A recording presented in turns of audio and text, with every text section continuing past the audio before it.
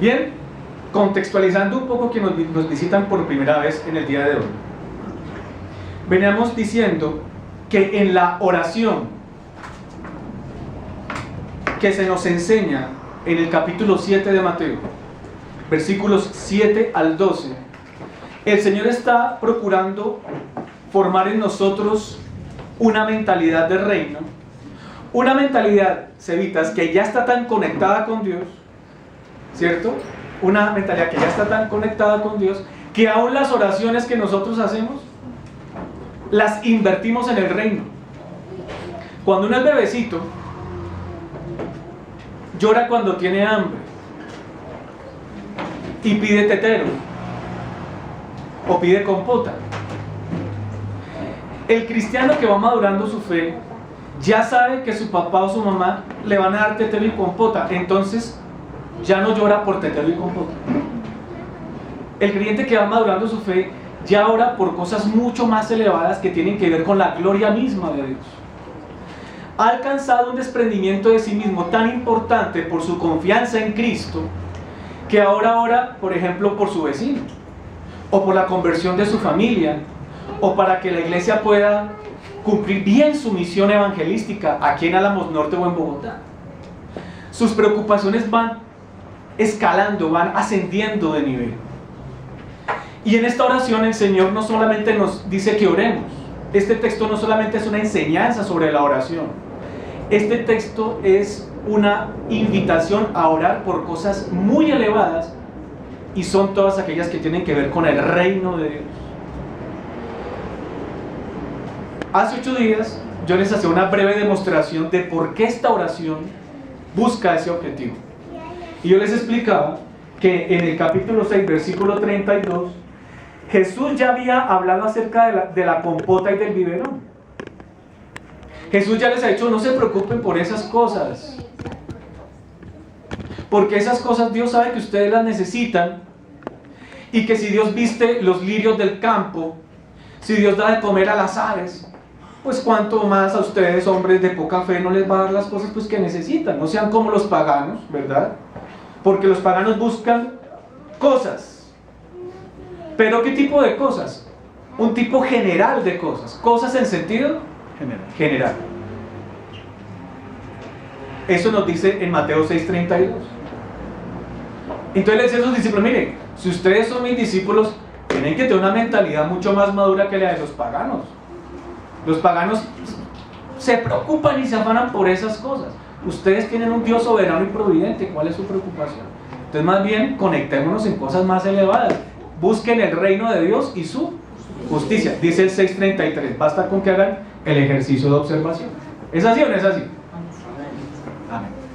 Entonces, aquí más adelante, en el capítulo 7, Jesús vuelve a hablar de cosas, en el versículo 11 del capítulo 7.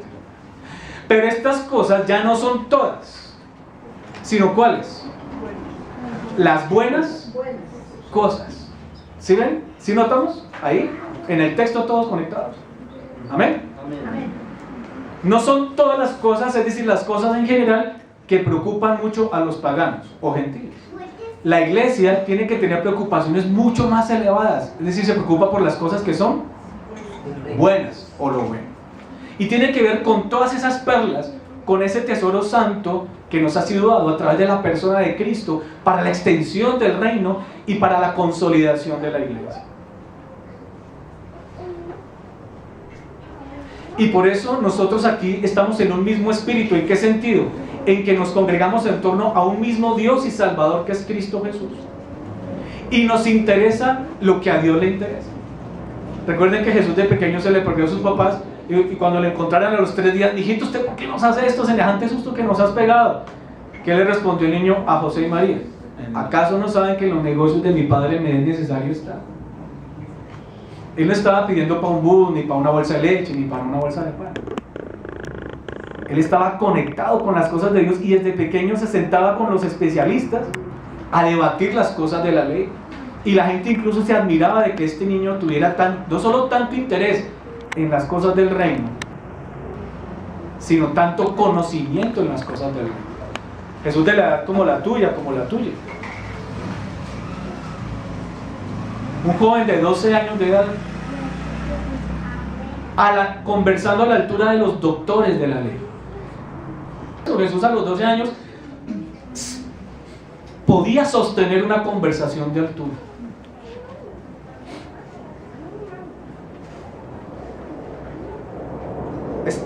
Jesús evidentemente tenía una mentalidad de reino, porque él decía: en los negocios de mi padre me es necesario estar.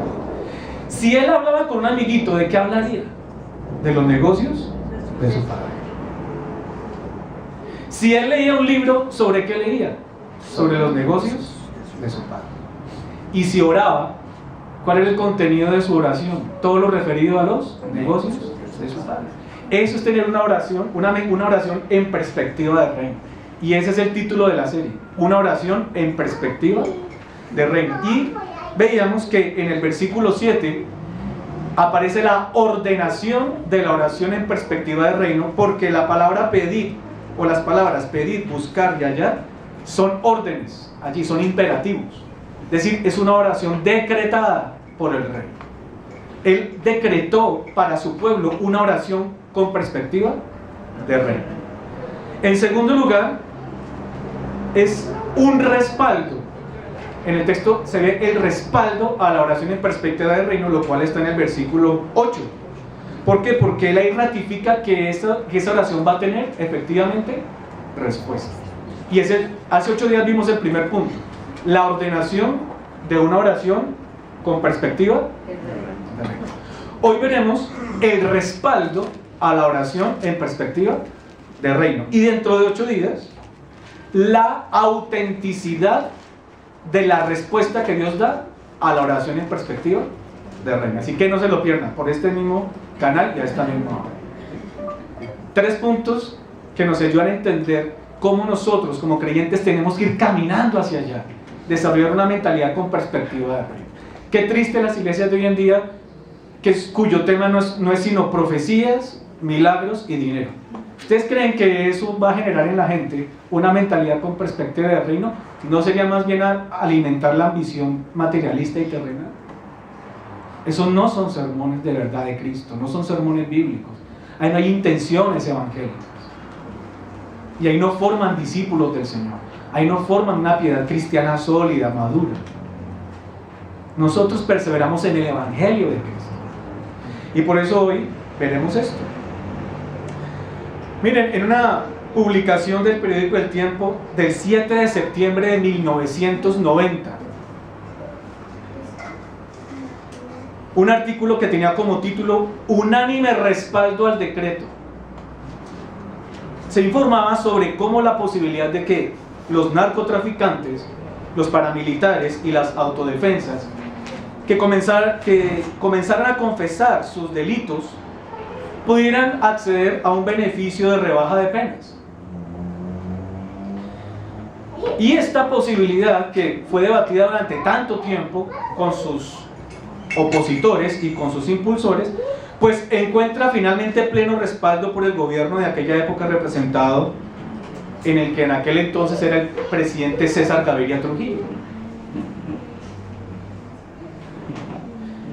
Y el presidente Gaviria, al decretar la medida del beneficio de penas, de rebaja de penas para los que confesasen sus delitos, no solo estaba posibilitando para estas personas ese beneficio jurídico, no solamente estaba ordenando ese beneficio jurídico, sino que además en el decreto estaba ofreciendo el respaldo que fuera necesario para que ese decreto fuera respetado, para que ese decreto se convirtiera realmente en un beneficio para ellos. Y en aquel momento, pues esta noticia del decreto recibió el unánime apoyo de varios sectores de la nación, así como el gobierno de los Estados Unidos, que aprovechó para reafirmar su voluntad en la lucha contra el narcotráfico. Pues de forma similar, hermanos, en nuestro texto, el decreto de la ordenación que aparece acá en el versículo 7, el decreto implica a su vez el respaldo oficial para que se le dé curso al mismo. Hace 8 días decíamos: qué bendición que la oración no sea como un aspecto en el que le rogamos a Dios a ver si nos deja invocar su misericordia, sino que Dios mismo ha ordenado que invoquen su misericordia. Digo, es que ustedes no son ustedes los que tienen que decidir si pueden orar implorando misericordia, sino que yo les mando que lo hagan. Pedid, buscad y llamad. Y eso es consolador, ¿verdad?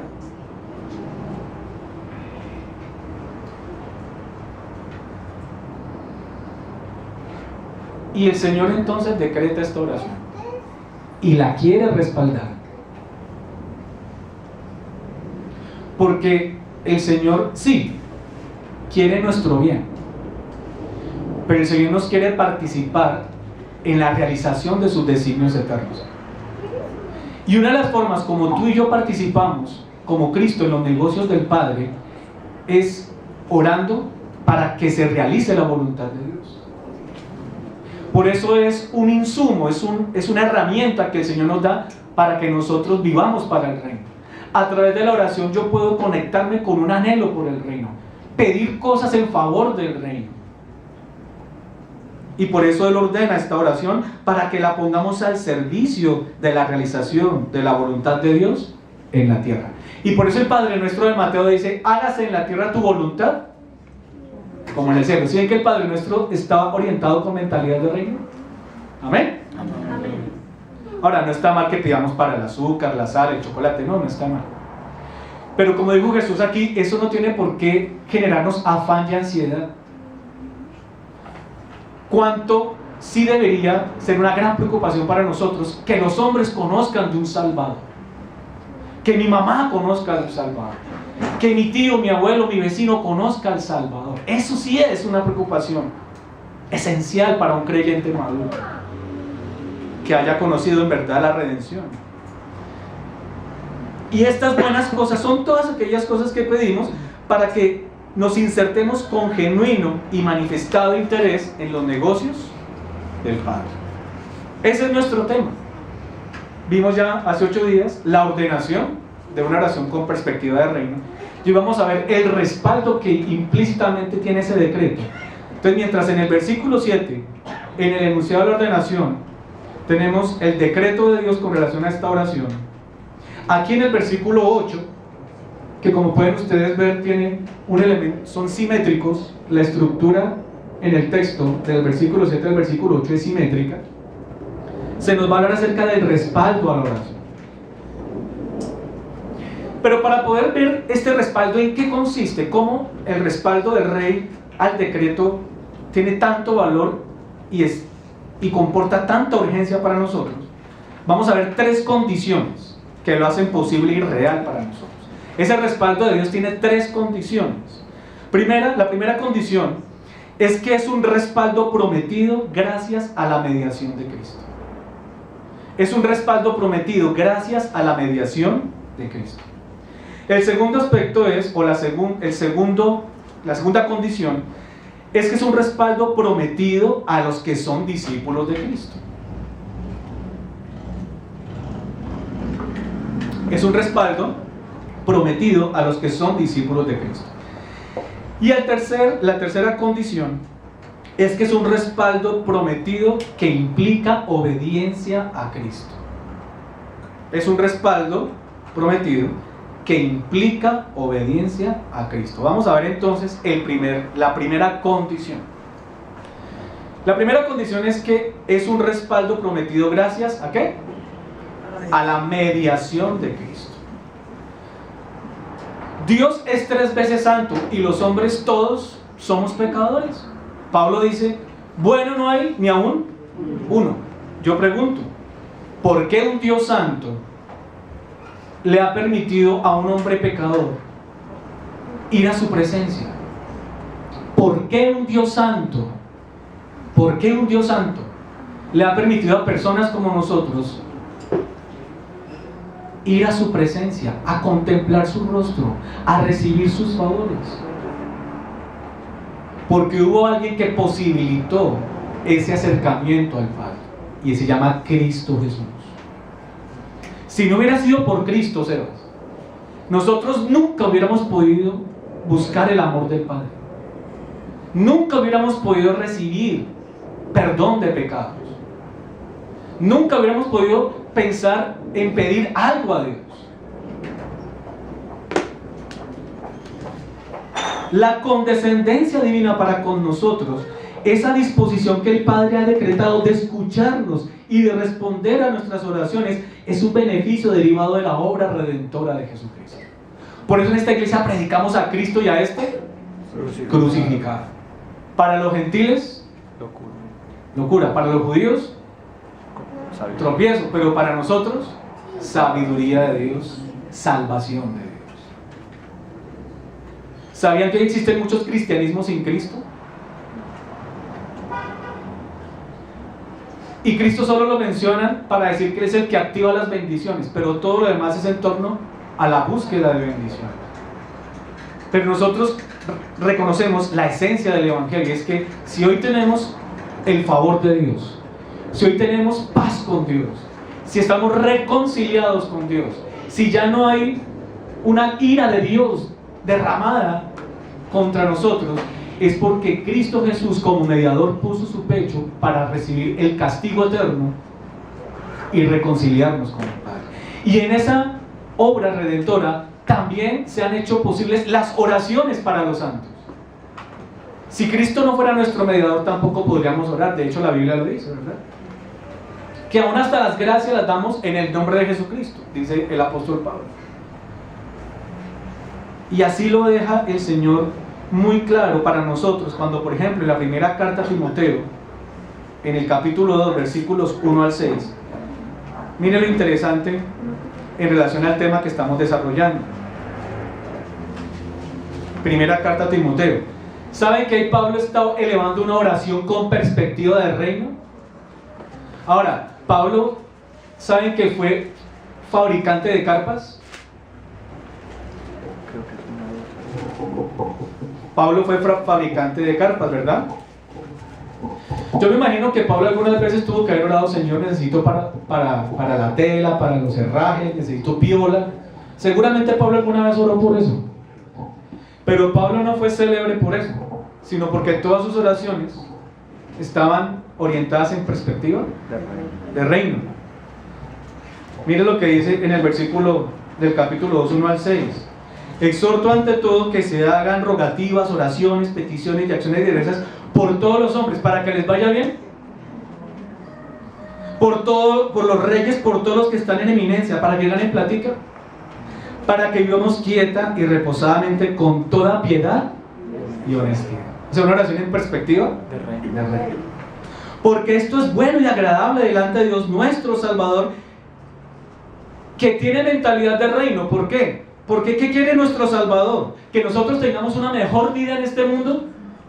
No, que todos los hombres sean salvos y vengan al conocimiento de la verdad. Esa es una oración con perspectiva. Y miren lo que dice en los versículos 5 al 6.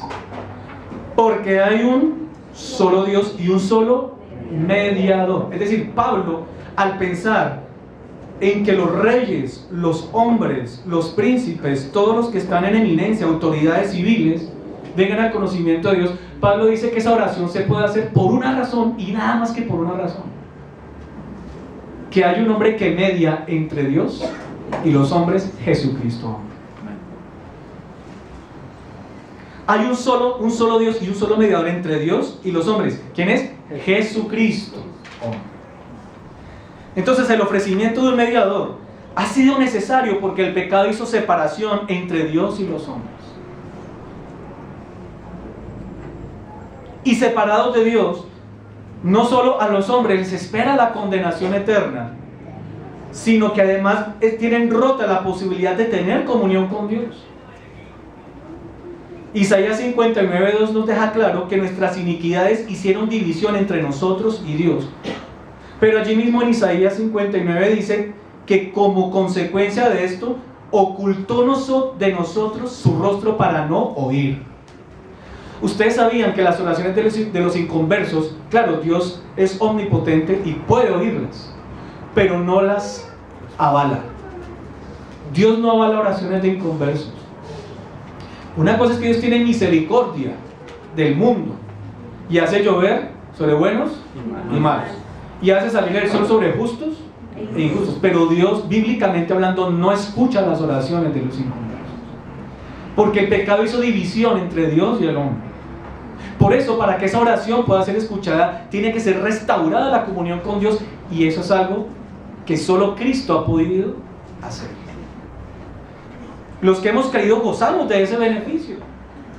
Miren qué bonito estímulo para orar. El Señor nos dice: llamad y se os abrirá. Pablo en Efesios dice: miren, nosotros antes estábamos lejos, separados de Dios, sin Cristo, ajenos a las promesas y a los pactos, sin esperanza y sin Dios en este mundo. Pero Cristo nos ha hecho cercanos. Cristo nos ha traído a la presencia de Dios. Cristo, muriendo y resucitando, nos ha permitido ver a Dios cara a cara. Y dice que por Cristo tenemos, todos los que hemos creído, acceso al trono de la gracia por un mismo espíritu. Por un mismo espíritu podemos entrar a la presencia del Padre. Miren, no es por nuestros méritos, no es por las mediaciones, como por ejemplo la mediación pretendida de María, ni por los vicarios de Cristo o la jerarquía eclesiástica. No es por los santos canonizados que nosotros recibimos o somos recibidos delante de Dios, de nuestro Padre. Nosotros sabemos por las Escrituras que las oraciones de María nunca han sido escuchadas. Las oraciones a María nunca han sido escuchadas. Imagínense ustedes que durante 1000 años que se han elevado oraciones a María, ninguna de esas oraciones la ha escuchado Dios. Y no solo eso, sino que son abominables a los ojos de Dios. Jesucristo ha dicho: nadie va al Padre sino por mí.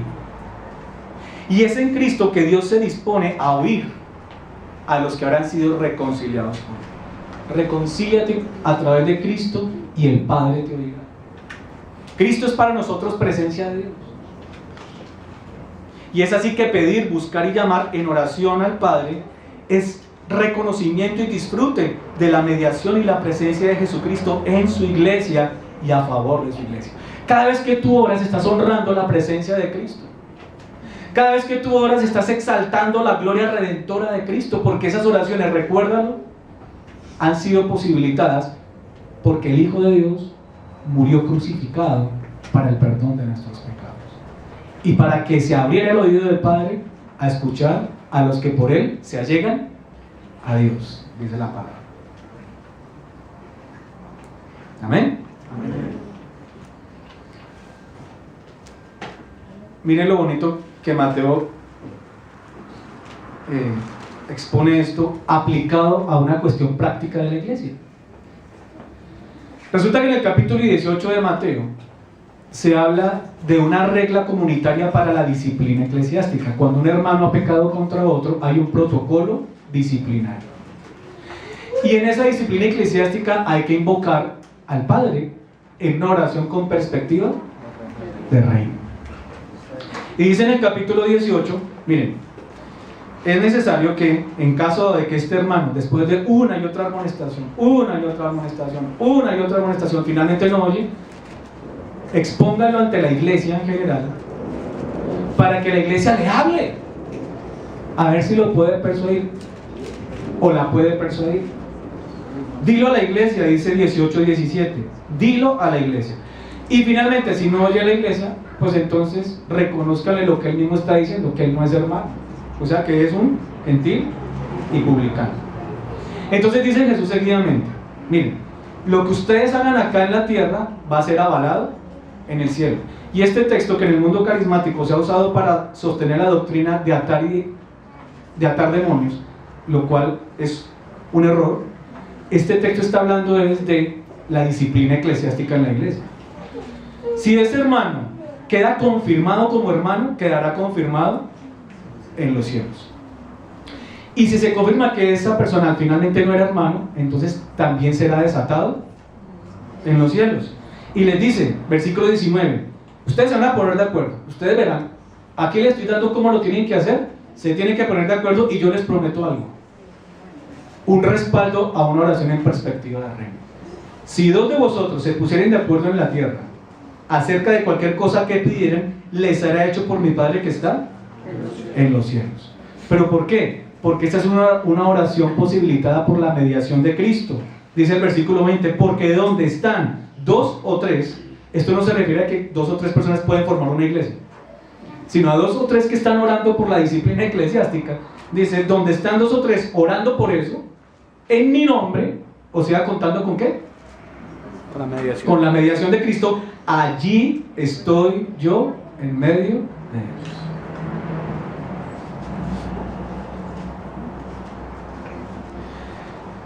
La oración privada y la oración pública es un regalo, un beneficio de la mediación de Cristo, de la presencia de Cristo en nuestras vidas. Cuando Sebas ore al Señor, Sevita va a recordar, yo puedo orar al Padre porque Cristo media o está entre Dios y yo.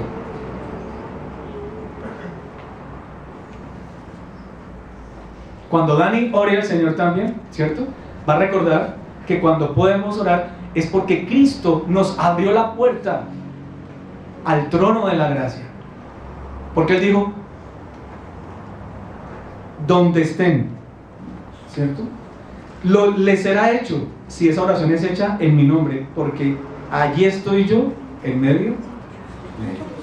Entonces, en primer lugar, es un respaldo prometido gracias a la mediación de Cristo. En segundo lugar, es un respaldo prometido a los que son discípulos de Cristo.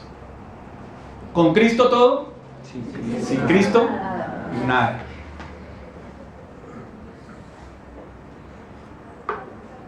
Bueno, ¿quiénes son ellos? Los que están orando allí en el texto de la disciplina eclesiástica.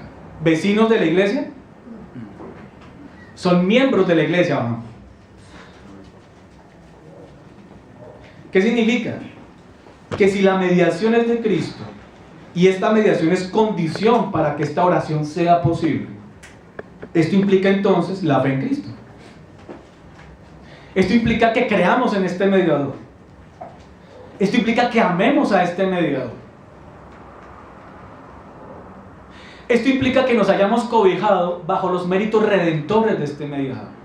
Que el beneficio de la cruz nos esté cubriendo gracias a la obra del mediador. En pocas palabras, que seamos discípulos de Cristo. Porque como dice el Salmo 5,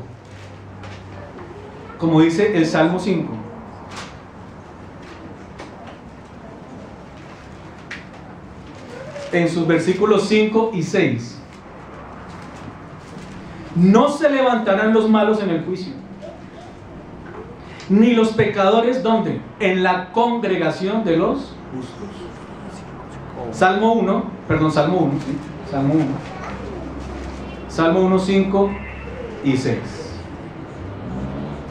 Salmo 1, 5 y 6. Esto es para el uso privativo de la iglesia, ¿recuerdan? Por eso nosotros no le podemos decir a gente inconversa, miren, órele a Dios para que le vaya bien en su negocio. Porque Dios no escucha a los malos ni a los pecadores para otorgarles beneficios que solo concede en el marco de la congregación de los justos. No se levantarán los malos en el juicio, ni los pecadores en la congregación de los justos, porque Jehová conoce el camino de los justos, mas la senda de los malos perecerá. Entonces es un respaldo prometido a los que son o somos discípulos o discípulas de Cristo.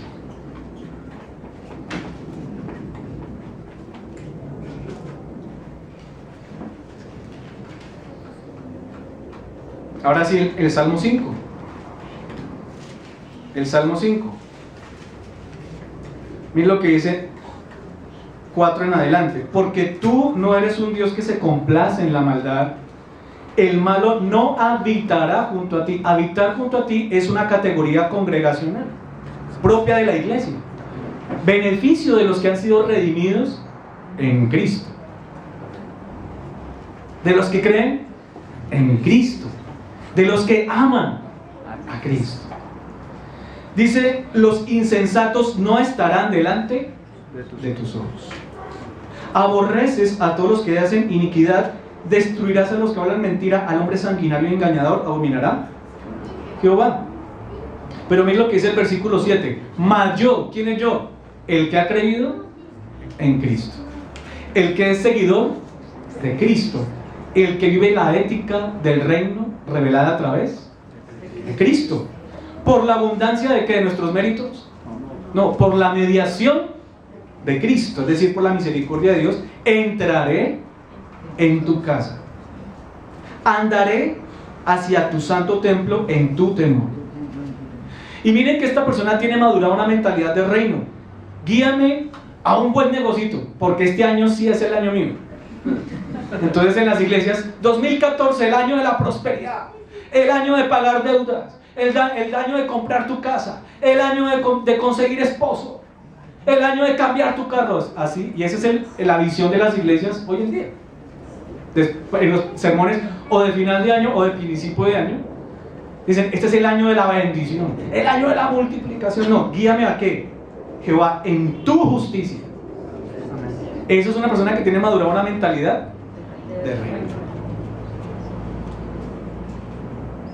Endereza delante de mí tu camino. ¿No es un buen propósito para el 2014? Más bien eso. Endereza, Señor, mi camino. Haz que te ame más. Haz que pueda yo amar más la palabra. Que yo sea un buen orador. Es decir, que ore mucho, con perspectiva del reino. Que trabaje por la causa del reino. Que le enseñe a mis amiguitos en el colegio de Cristo. A esos jóvenes que están perdidos en la rebeldía, en la vanidad, en la adoración de la lujuria, de la fornicación, del vicio. Que conozcan un Salvador que les puede perdonar y santificar. Eso es tener una mentalidad del reino. Y esos son los que el Señor recibe en oración, o sea, los discípulos de Cristo.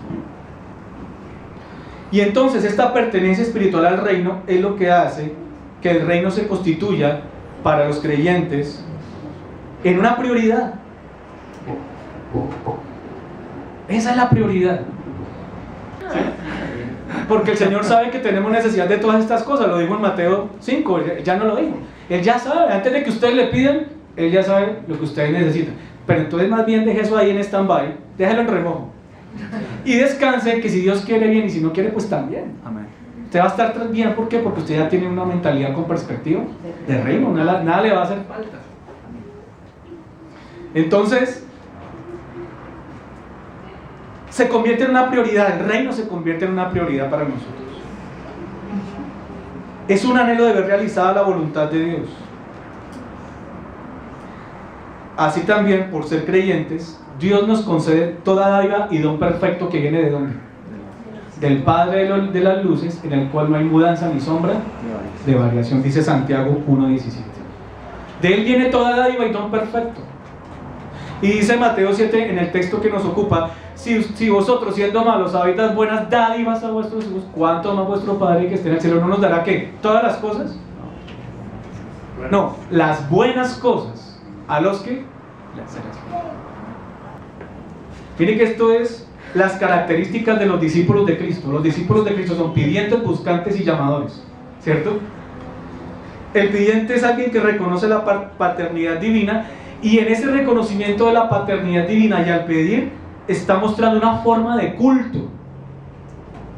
Ustedes y yo, cuando oramos pidiendo, estamos celebrando culto. Miren lo que es una oración con mentalidad de reino.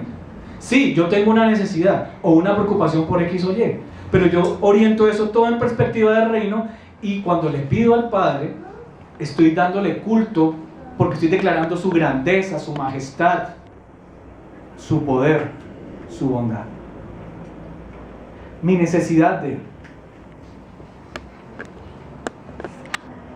Para necesitar a Cristo, para buscar a Cristo y para pedir por las cosas de Cristo, se requiere tener un corazón creyente.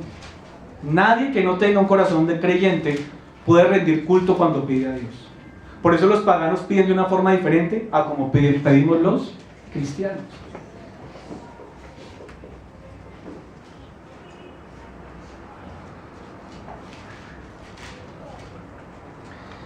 Guárdame, oh Dios, porque en ti he confiado. Oh alma mía, dijiste a Jehová, tú eres mi Señor.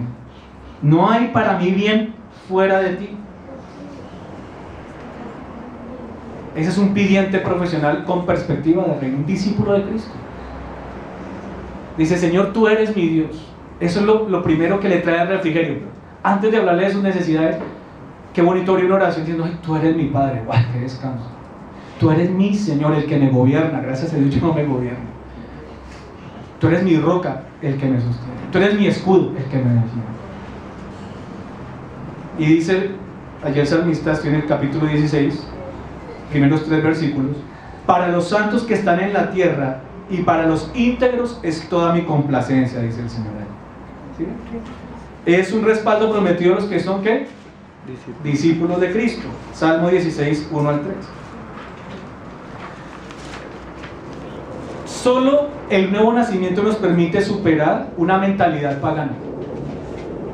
Y si nosotros decimos que profesamos la fe en Cristo, pero todavía tenemos actitudes tan básicas, es porque nos falta madurar más amor y conocimiento de Cristo, nos falta compenetrarnos más con los asuntos del reino de Dios, enamorarnos más de los asuntos del reino de Dios, hacernos más partícipes en los negocios de nuestro Padre. Amén. Como preguntar, oye papá, ¿de verdad tú a qué te dedicas? Y él está diciendo, ¿sabías que mi interés es mi gloria mía en la redención de los pecadores? ¿Sabías que el capital que yo invertí en la salvación implica la suma más desorbitante que tú te puedas imaginar? Enviar a mi propio hijo para que mi negocio funcionara. ¿Y los hijos sabíamos eso? ¿De que el papá tenía ese tipo de negocios? Entonces nos falta conocer más los negocios del Padre para enamorarnos de los negocios del Padre. Oye, el Padre envió a su único hijo para morir por los pecados de muchos. Vale la pena que le comuniquemos a otros estas cosas. Entonces se supone en el creyente una conciencia de relación con el Padre Celestial y una vida permeada o direccionada por una mentalidad de reino, para la gloria de Cristo. El orante creyente tiene conciencia de su membresía en el reino de Dios. Su membresía en el reino, es decir, yo hago parte del reino. Yo tengo hermanos en la fe. Todos adoramos a un mismo Dios y a un mismo Señor, que es Cristo. Eso es tener conciencia de membresía de reino. Ahora, ¿quién busca una membresía? ¿Cuándo quiere uno tener una membresía? O hacer parte de algo con lo cual yo tengo afinidad, o con lo que tengo cosas en común, o con lo que buscamos objetivos en común, ¿no? Pues debe ser, por ejemplo, en una iglesia, cuando se pide membresía eclesiástica en una iglesia, como en este caso, para lo cual algunos hermanos ya están haciendo su discipulado, es porque cuando ya ha hecho profesión de fe, esta persona comienza a madurar una mentalidad de reino y empieza a entender el valor y el deber bíblico de la vinculación a la iglesia. Le mueve su amor al Señor, le mueve su amor a la obra del Señor, y para él o para ella, todo lo que tiene que ver con Cristo y su iglesia y la misión que le ha sido encomendada a la iglesia es ahora una necesidad prioritaria. Ahora tienen intereses evangélicos y por eso quiere ser miembro de la iglesia. Por ello un miembro, además de ratificar su comunión en el evangelio, asume derechos y deberes en la iglesia. Como los demás hermanos, quiere estar en los negocios de su padre. Y eso es algo que cualquier vecino de aquí no va a querer hacer. Yo no puedo ir allí a donde la vecina del frente, doña Clara, su merced quiere ser miembro de la Iglesia Bautista Nueva Generación. No tendrá ni idea de lo que le estoy diciendo. A lo sumo entenderá que le estoy invitando a que se congregue. Pero ya no va a entender eso en qué consiste. Pero una persona que ya está enamorada de los negocios del Padre y ya comprende a qué se dedica esta iglesia y cuál es el tema central de la predicación de esta iglesia, se va a querer hacer parte de ese reino y va a querer hacer parte de una iglesia local bíblica.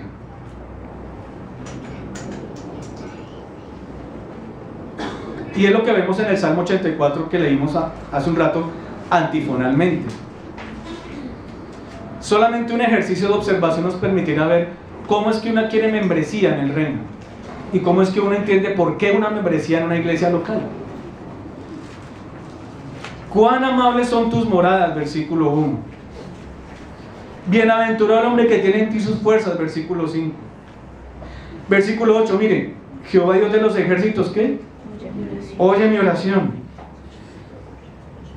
Una persona que quiere ser miembro y está aspirando a ser miembro, quiere estar en la iglesia y participar en la iglesia y no está con afán para irse. Mira lo que dice el versículo 10: mejor es un día en tus atrios que 1000 fuera de ellos. Escogería antes estar a la puerta de la casa de mi Dios que habitar en las moradas de maldad.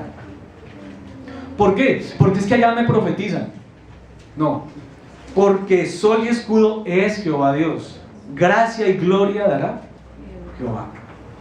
No quitaré el bien al que anda, a los que andan en integridad. Jehová de los ejércitos, dichoso el hombre que en ti confía. Eso es ser una persona con mentalidad de reino y tener una membresía en el reino.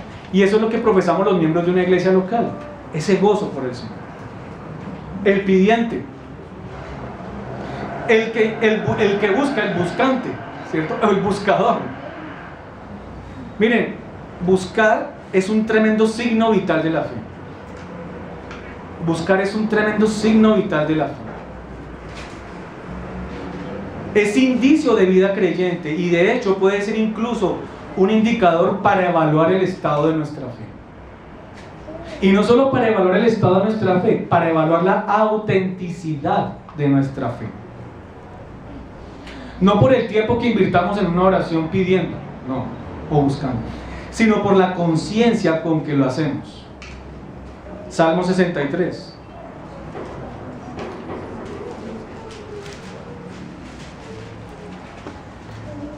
La conciencia del que busca. ¿Quién es el que busca? Dios, Dios mío eres tú. Versículo 1, de madrugada te buscaré. Es decir, una persona que desde el primer momento del día está en persistente anhelo y búsqueda de Cristo. Si tú no quieres a Cristo, si no buscas a Cristo, es porque tú no tienes vida espiritual. Y si el hecho de que tú vengas a una iglesia para profesarte cristiano lo consideras como un elemento que te autentifica como un creyente, podrías estar engañado. Porque solo los que buscan, aún en lo secreto, aún con problemas, aún en las buenas y aún en las malas, dan muestras de signos vitales espirituales.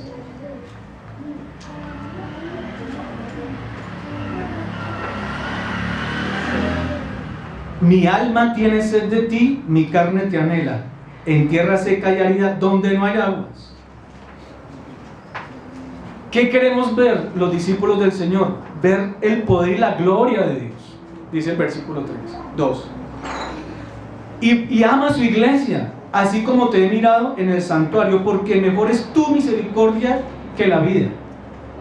¿Qué buscan los gentiles? La vida, las cosas. ¿Qué buscan los discípulos de Cristo? A Dios mismo, el poder, la gloria y la misericordia de Dios. Mis labios te alabarán, así te bendeciré en mi vida, no el domingo. En mi vida. En tu nombre alzaré mis manos. Amén. Bueno, ¿y por qué esta búsqueda tan intensa? Ahí lo dice. Para Él todo es Dios. Todo es Cristo. Por eso el contenido y el objetivo de su oración es más que la vida en sí. ¿Y saben? Hoy en día a muchos se les ve pidiendo. Hay iglesias que se reúnen a orar desde las 5 de la mañana, pero después a poco se les ve buscando. Yo soy del ministerio de oración de la iglesia y en toda la semana ni siquiera abre la Biblia, no le comparte a Cristo a nadie, no tiene necesidades ni anhelos por Dios, no siente sed de Dios, deshonra el nombre de Dios muchas veces. Buscar es signo de permanencia. El apóstol Pedro dice que durante todo el camino de nuestra peregrinación estamos conectados con las cosas del Señor. Si invocáis por Padre aquel que sin acepción de personas juzga, conducidos en temor todo el tiempo de vuestra peregrinación. Todo el tiempo. El cristiano es un buscador, es un buscante. No solo pide, sino que pide con una forma de actuar concreta, continuamente, persistentemente, intensamente. Porque hay un fuego interior que le mueve, que es la regeneración, el amor por Dios. Y Pedro está hablando de los elegidos, porque dice, él es la carta, que es la primera, elegidos según la presciencia de Dios Padre en santificación del Espíritu, para obedecer y ser rociados. Le está hablando a personas que son guardadas por Dios mismo, que sois guardados por el poder de Dios mediante la fe, para alcanzar la salvación que está preparada para ser manifestada en el tiempo posterior. Esas personas que son guardadas por la fe, que son animadas por el Espíritu, tienen que por pura naturaleza espiritual ser buscantes profesionales, buscantes de tiempo completo, buscantes de tiempo completo. La búsqueda es un signo de un verdadero anhelo por la vida del Señor. En el Salmo 24, en el Salmo 27:4 hay una palabra que me llama mucho la atención. En el Salmo 24:7 hay una palabra muy intensa. Salmo 27:4. Es una palabra que a veces se traduce como pedir cuentas. Pedir cuentas. Miren que ahí en el Salmo 27:4 esa palabra se usa para lo siguiente: una cosa he demandado a Jehová, y de esta pediré cuentas. Esa sería una traducción literal de la palabra.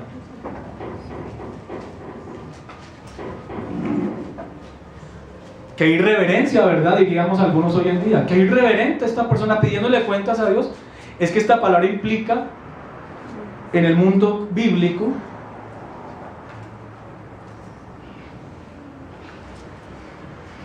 supone una ventaja concedida. Supone una ventaja concedida. Se me ocurre algo como cuando uno le dan un bono. Si yo voy a reclamar a un almacén un vestido, ¿qué me van a decir? Bueno, ¿usted al son de qué viene a reclamar este vestido? O estos zapatos, o este disco. No, pues que yo tengo este bono. O sea, tengo una ventaja adquirida. El salmista aquí reconoce que en esa búsqueda él está aprovechando una ventaja concedida de parte de Dios. Pedir, buscar, llamar. Tanto así como si prácticamente estuviéramos, Señor, vengo a reclamar lo mío, pero no en el sentido de que le dicen los carismáticos hoy en día, no. En el sentido de que, Señor, como tú me lo ordenaste, aquí estoy yo.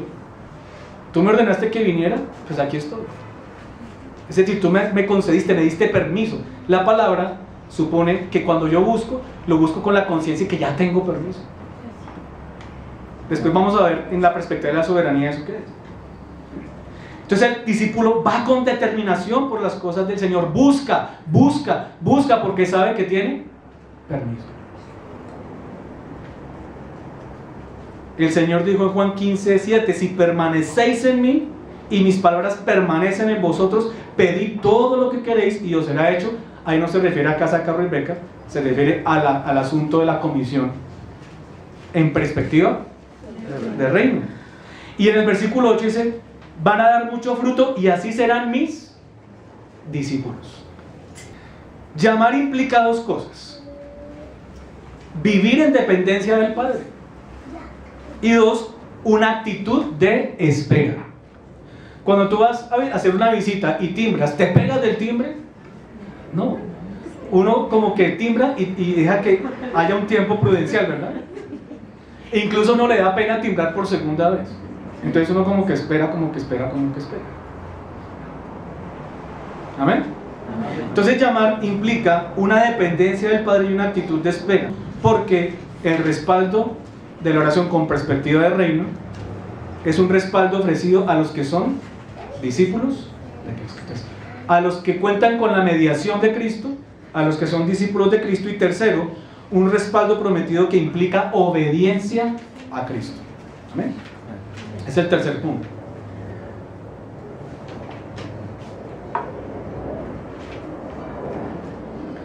Si nosotros hemos sido hechos discípulos con un corazón que se inclina a buscar del Señor, Cuando tú le pones las pilas a un reloj, ¿tú qué esperas que suceda? Que el reloj funcione. Cuando le echamos gasolina al carro o a la moto, nosotros ¿qué esperamos que suceda? Que siga corriendo. Que ande, que siga corriendo.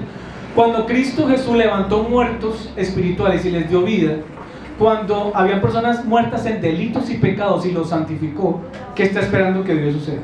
¿Qué está esperando Dios que suceda? Que sigan en el buen camino. Que anden, ¿verdad? Que nosotros ejerzamos el propósito para el cual Él nos ha traído a la vida espiritual. Pues si nosotros tenemos un corazón dotado por la regeneración en el poder del Espíritu Santo para buscar al Señor, pues antes no le buscábamos. Para amarle, pues antes le aborrecíamos. Y contamos con abundantes evidencias de que esta oración ha sido decretada y que esta oración va a tener un respaldo implícito en el decreto. ¿No creen ustedes que sería un tremendo acto de desobediencia o negligencia no orar? No perseverar en la oración con perspectiva de reino. Calvino, el reformador del siglo XVI, dijo: constituiría una impía contumacia no obedecer, además de declarar aborrecimiento de su gloria. Tremendo, porque todo lo que hacemos lo hacemos ¿para qué? Para la gloria de Dios. Quiere decir que así como cuando nosotros oramos honramos la gloria y la mediación de Cristo, cuando no oramos estamos despreciando la gloria de Dios y no estamos anhelando la gloria de Dios. Dice Calvino: además de declarar aborrecimiento de su gloria, son rebeldes y salvajes y además reos de incredulidad, pues no se fían de las promesas de Dios, no dan crédito a su palabra. Dice pedir y nosotros no pedimos. ¿Será que estamos poniendo en duda la autoridad de este rey que ha decretado esta indulgencia para sus hijos? Y le privamos, dice lo que es peor, dice Calvino, le privamos de la parte principal de su culto. Porque todo nos lleva finalmente a reconocer y a honrar su autoridad, bondad y majestad soberana. Mire que el Salmo 50:15 es muy hermoso en este sentido. Salmo 50:15 es muy diciente. Salmo 50:15. Miren el decreto, la implicación de la obediencia y la implicación del culto y la gloria de Dios. Invócame, ¿correcto? Invócame. ¿Eso qué es? Un mandamiento, un decreto. Invócame en el día de la angustia. ¿Dónde está el respaldo a la oración en perspectiva de reino? Te libraré. ¿Y en dónde está la gloria de Dios? Y tú me honrarás. Amén. Entonces al no orar, desobedecemos, porque esto es un mandato.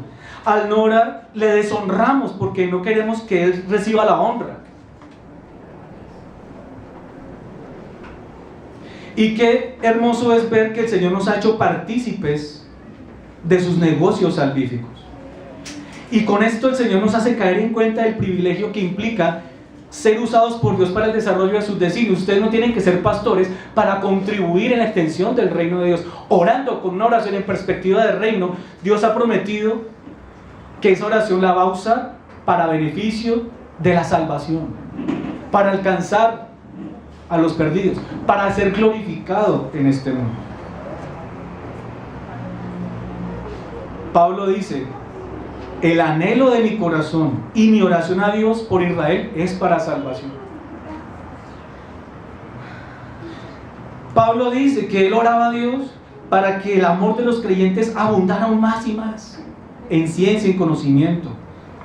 Oraba para que los creyentes cada vez maduraran con ciencia espiritual y doctrinal, para que aprobaran lo mejor, para que fueran sinceros e irreprensibles para el día de Cristo, llenos de frutos de justicia. Hermanos, nosotros sabemos que Pablo no era absolutamente imprescindible para Dios, pero imagínense la historia del cristianismo sin las oraciones de Pablo.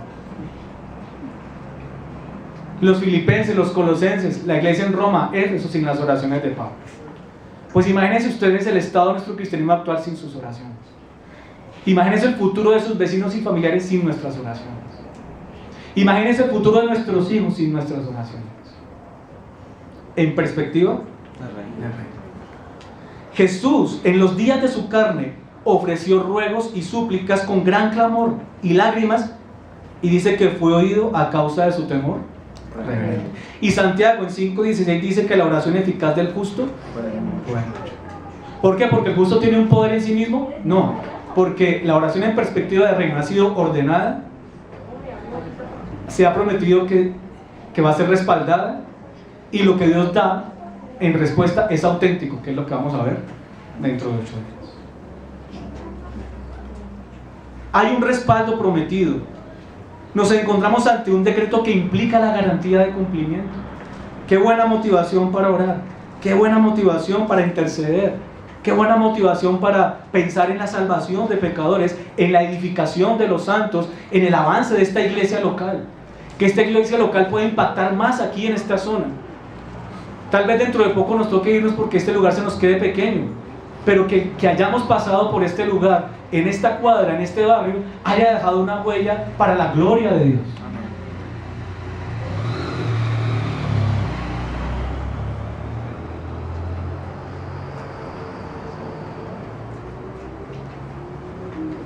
Ahora les quiero mostrar algo ya de cara a concluir. El tercer aspecto sigue siendo el mismo que acá. Ambos están en futuro. Estos tres están en futuro, allá los dos primeros están en presente y el último está en futuro. ¿Qué significa que está en futuro? Que aquí están puestos para que se realicen en el futuro. Cuando están en presente, significa que ya tienen una realización continua, ya son un hecho. Pero el último no está puesto en presente, sino que conserva su forma gramatical en futuro. ¿Por qué? Tiene que ver con la soberanía de Dios. Porque por un lado se nos dice que orar siempre será necesario, no acaba. Hay cosas que al presente Dios va a ir dando, pero hay cosas que tenemos que seguir pidiendo día tras día. Eso por un lado. Y por otro lado, que la oración se mueve no desde nuestra voluntad, sino desde la voluntad del Padre. Todo queda por ser respondido. Aquí está en futuro el abrir y allá también. Todo queda por ser respondido. Nos tenemos que postar ante la soberanía, porque en últimas, que mañana Dios responda es si a Él le place.